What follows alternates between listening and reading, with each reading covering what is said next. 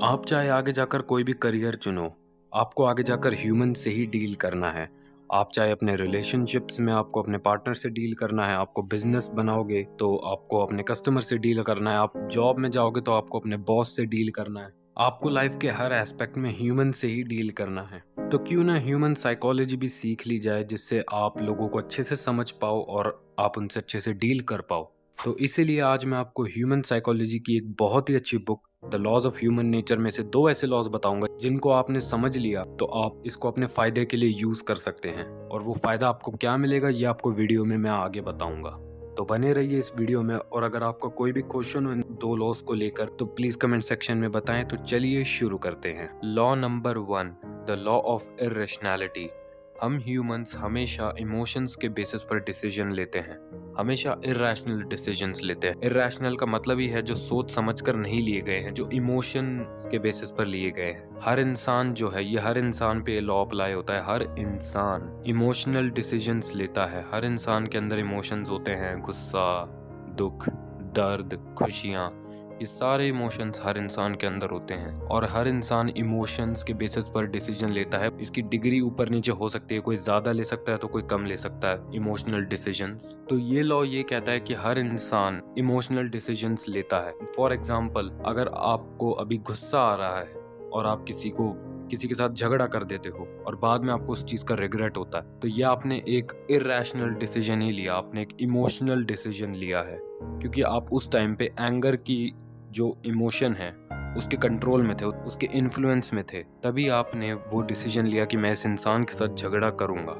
लेकिन बाद में वो इमोशन आपका कम हुआ, क्योंकि इमोशंस टेम्परेरी होते हैं। जब वो कम हुआ तो आपको इस चीज को रिग्रेट करना पड़ा, आपको बहुत दुख हुआ। या फॉर एग्जाम्पल, अभी किसी इंसान का बहुत मन कर रहा है एक पिज्जा खाने का, पर उसे पता है कि पिज्जा खाना उसकी हेल्थ के लिए अच्छा नहीं है, बट वो फिर भी खाता है क्योंकि वो एक इमोशन के इन्फ्लुएंस में है। उसे खाने का मन कर रहा है बहुत ज़्यादा और बाद में उसे उस चीज़ का रिग्रेट होता है। तो ये लॉ यही कहता है कि हर इंसान इमोशंस के बेसिस पर डिसीजन लेता है। तो आपको हमेशा सोच समझकर, जैसे ही आपको कोई इमोशन फील हो, आपको तुरंत डिसीजन नहीं लेना है, तुरंत एक्शन नहीं लेना है। थोड़ी देर रुकना है और सोचना है कि जो भी मैं डिसीजन अभी लेने जा रहा हूँ, क्या वो इमोशंस के बेसिस पर है या मैं सच में वो सोच समझ कर ले रहा हूँ। Law number 2, the law of narcissism. Narcissism का मतलब होता है वो इंसान जो हमेशा अपने बारे में ही अच्छा बोलता रहता है, अपनी ही बड़ाई करता रहता है, अपनी ही तारीफ हमेशा करता रहता है। देखो, सेल्फ लव होना अच्छी बात है, होना भी चाहिए, पर जो इंसान के अंदर बहुत ज़्यादा सेल्फ लव होता है ना, वो हमेशा अपनी बातें करता रहता है कि मैं तो कितना अच्छा दिख रहा हूँ, मैं तो ये हूँ, मेरे पास ये है। हमेशा सिर्फ अपने बारे में ही बात करता रहता है और अपनी ही तारीफ करता रहता है। उसे कहते हैं एक नार्सिसिस्ट। और यही ये लॉ कहता है कि हर इंसान के अंदर कुछ हद तक नार्सिसिज्म होती ही होती है। पिछले वाले लॉ की तरह हर किसी में नार्सिसिज्म होती ही होती है। इसकी भी डिग्री किसी में कम ज्यादा हो सकती है, किसी में ज्यादा नार्सिसिज्म हो सकती है तो किसी में कम हो सकती है। फॉर एग्जाम्पल, आपने इंटरनेट पर ऐसे बहुत सारे लोग देखे होंगे या रियल लाइफ में भी देखे होंगे जो हमेशा बस अपनी लुक्स को फ्लेक्स करते रहते हैं और कहते रहते, देखो मेरी तो कितने अच्छे लुक्स है, मैं कितना अच्छा दिख रहा हूँ, मेरे पास ये है, ये मैं हूँ, ये मेरी बॉडी है, ये। आप समझ गए मेरे कहने का मतलब, जो सिर्फ अपनी ही तारीफ करता रहता है। कुछ हद तक ये चीज सही है, बट अगर ये चीज बहुत ज्यादा हो तो ये आपके लिए हानिकारक है। अगर आपको लगता है कि आप खुद एक नार्सिसिस्ट हैं तो आपको इसे कुछ हद तक कंट्रोल में करना पड़ेगा। और आपको लगता है कि कोई और, जिस इंसान से आप डील कर रहे हैं, वो नार्सिसिस्ट है, तो आपको क्या करना है? आपको सिंपली उसकी हाँ में हाँ मिलानी है।